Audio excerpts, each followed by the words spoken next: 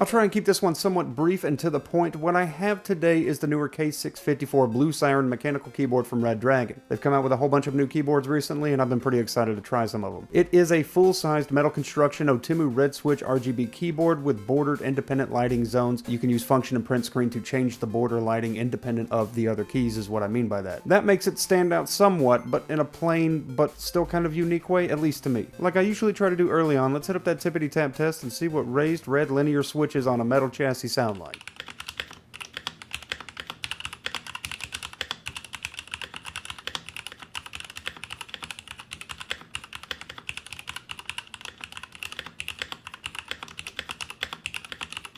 This keyboard has some heft and weight to it, weighing in at almost 3 pounds or 1.3 kilograms. Keycaps are double-shot translucent keycaps that are pretty much what you might expect. They're alright, they kind of strike down the middle. The keyboard PCB is capable of accepting 5-pin switches and is easily hot swappable. On this particular keyboard, should you look into changing or experimenting with different switches down the road, this will be a pretty simple one to do it on. Besides the keyboard, we get a cap and switch puller, the quick start guide that covers the basic function controls for the keyboards, its media and lighting and all that, some additional braced Otomo Red switches, and a USB-C to USB-A cable. As far as the independent lighting zone goes that borders the keyboard, it has somewhat of an underwhelming stock option on the keyboard itself, but it can be turned off if you prefer. A bit more customization with built-in lightings to it right on the keyboard would have been pretty nice. But as it's just an accent, I'm somewhat indifferent here. Riser feet on the bottom of the keyboard have a solid single-stage kickstand, and I also feel that there was a missed opportunity for additional media controls in the 10-key area, like a volume wheel or a roller or tactile mute and play buttons, as well as possibly some USB pass-throughs on the back would have really amped this one's game up. Speaking of the back, this is where our centered rear plug for the USB Type-C is located. As with most mechanical keyboards that feature UI suites, you can really unlock the most potential for the Blue Siren by utilizing the Red Dragon UI suite to access easier controls as well as simple and more advanced macro recording and editing.